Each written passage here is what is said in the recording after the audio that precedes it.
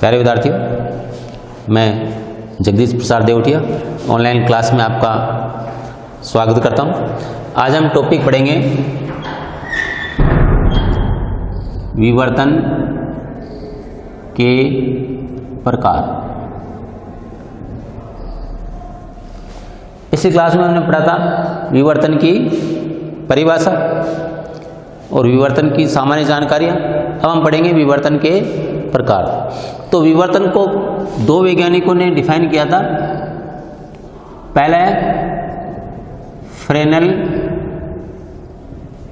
विवर्तन। फ्रेनेल वैज्ञानिक का नाम है, इसके नाम पर ये रख दिया।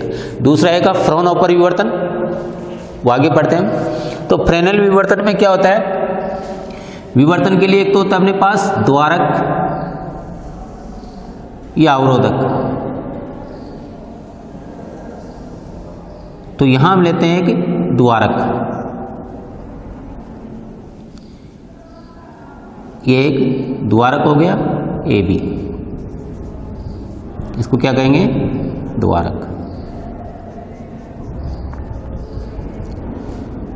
इसके सामने पर्दा रखेंगे यहां,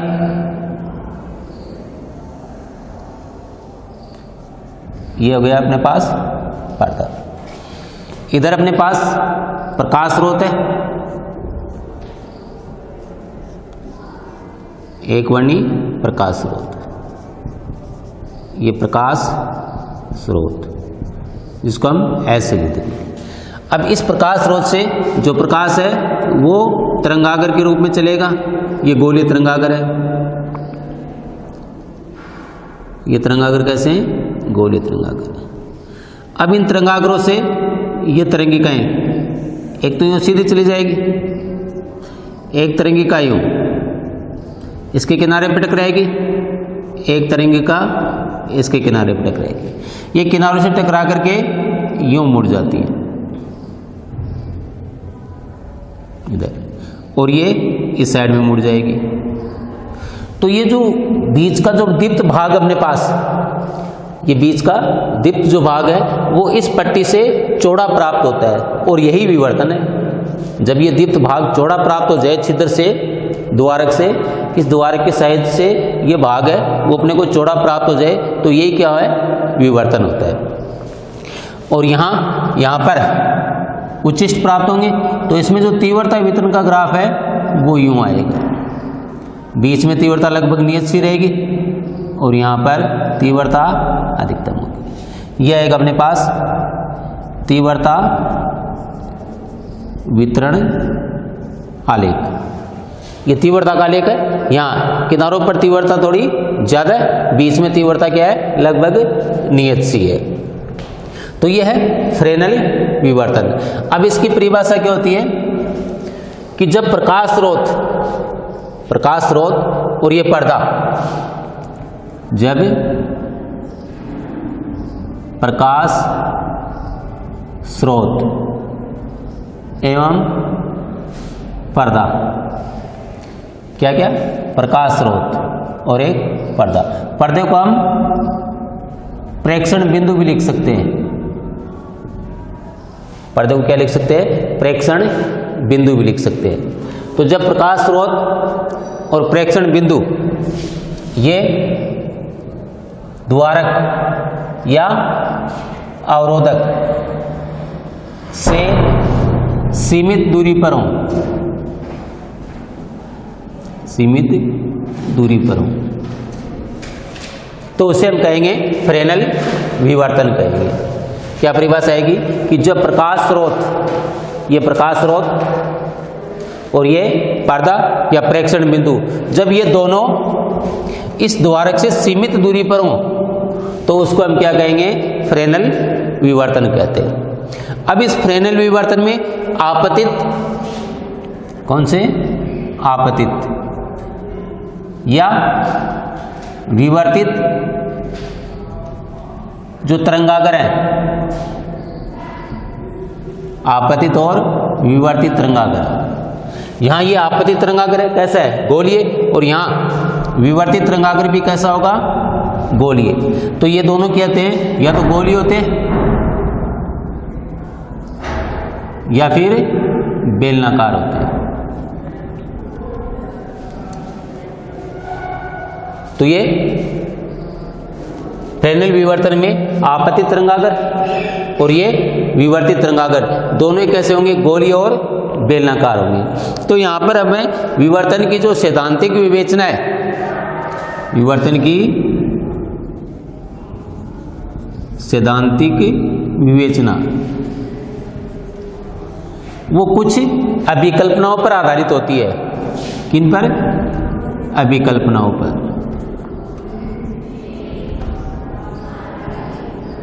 अभिकल्पनाओं पर आधारित है। तो इससे जो परिणाम प्राप्त होगा अपने पास, वो परिणाम जटिल होगा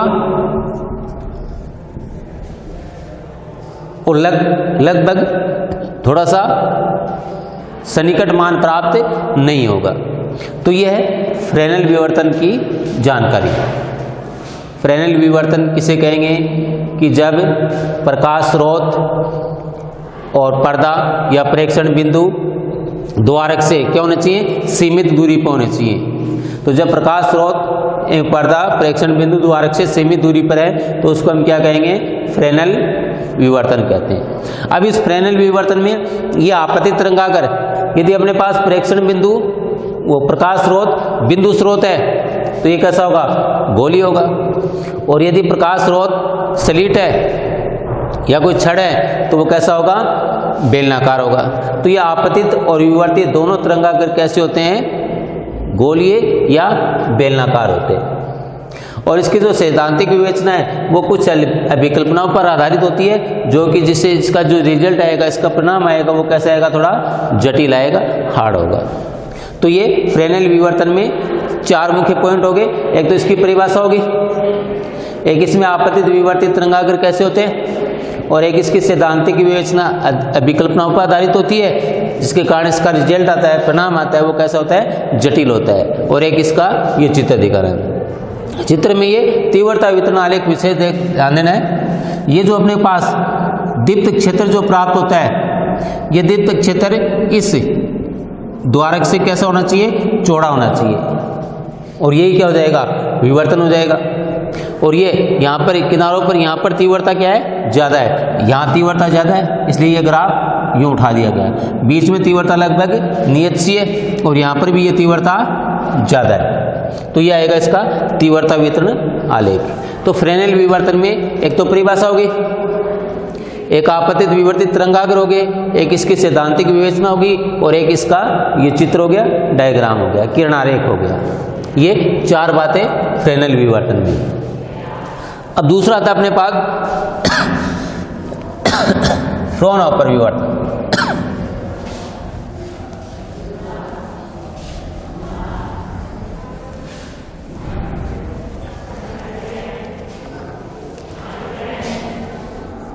दूसरा विवर्तन कौन सा है, फ्रॉनहोफर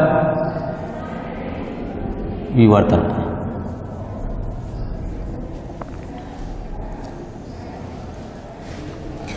अब इस फ्रॉनहोफर विवर्तन में क्या होता है कि जब प्रकाश स्रोत एवं पर्दा या प्रेक्षण बिंदु, प्रकाश स्रोत एवं पर्दा, द्वारक या अवरोधक से बहुत अधिक, जिसको अंत भी कह सकते हैं हम, बहुत अधिक दूरी पर हो, तो उसे हम क्या कहेंगे, फ्रॉनहोफर विवर्तन कहेंगे। बस थोड़ा सा अंतर है। फ्रेनेल विवर्तन में तो क्या था कि जब प्रकाश स्रोत और पर्दा, प्रकाश स्रोत और पर्दा ये अवरोधक और द्वारक से सीमित दूरी पर होते हैं। फ्रेनेल विवर्तन में क्या होते हैं, सीमित दूरी पर। और फ्रॉनहोफर विवर्तन में क्या होते हैं, बहुत अधिक दूरी पर होते हैं, अनंत पर होते हैं। इतना सा अंतर है। तो यहाँ हम एक ये लें द्वारक,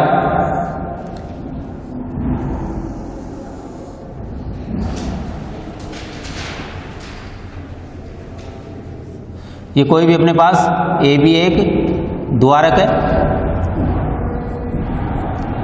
इधर एक बिंदु स्रोत लें हम,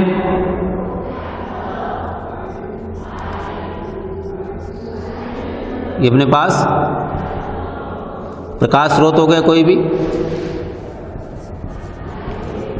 प्रकाश स्रोत ऐसे। तो इससे जो तरंगाग्र उत्पन्न होते हैं अपने पास वो कैसे होते हैं? गोलीय होते हैं। तरंगाग्र कैसे होंगे? गोलीय। अब इन तरंगाग्रों को समतल करने के लिए यहां हम एक रखेंगे लेंस, उत्तल लेंस।